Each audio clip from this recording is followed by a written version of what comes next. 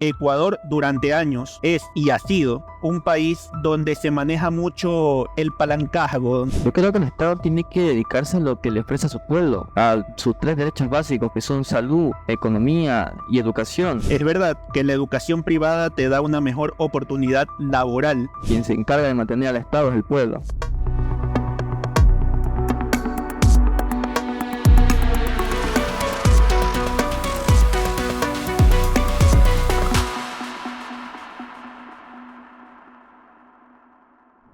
Bienvenidos a la primera edición de Quebrando Ideas, donde las preguntas importantes se hacen escuchar y las respuestas pueden sorprenderte. Y además donde debatimos los temas relevantes de nuestra sociedad desde distintas perspectivas políticas.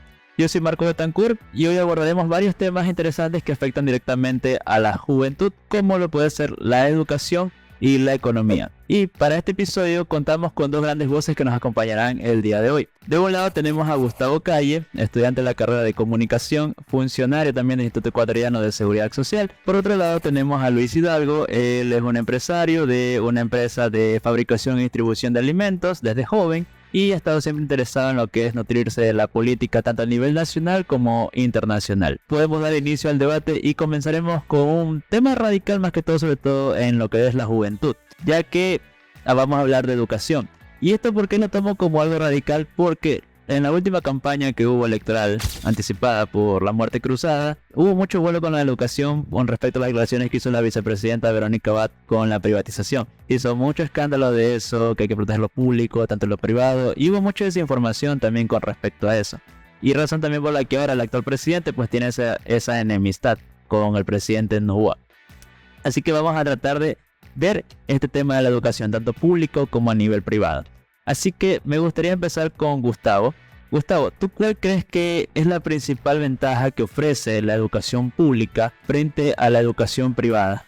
La educación pública en el Ecuador ha pasado por muchas transformaciones. Recordemos que si bien la educación pública tiene décadas existiendo y subsistiendo en el Ecuador, antes de la llegada del gobierno de izquierda o del correísmo, como lo denominan, existía esta educación pública pagada. Es decir, las instituciones eran públicas, los docentes eran pagados por el gobierno, pero al final había la problemática de las llamadas colaboraciones por parte de las instituciones, las cuales cobraban a los padres de familia, existían los amaños en las matrículas. Entonces yo creo que la principal transformación desde ese gobierno ha sido que ahora sí tenemos una educación pública real, una educación pública de no pago, y ha sido la mayor ventaja. Y respecto a la educación privada, creo que la ventaja que ofrece la educación pública es el acceso para todos, y así debería mantenerse. En cambio, la privada es privada para quienes puedan pagarla y costearla, lo cual creo que no tiene ningún problema, y cada quien es responsable y tiene el beneficio de generar su propio revenue, su propia inversión, sus propios recursos, y creo que deben seguir por la misma línea, pero la educación pública sí no debería tocarse.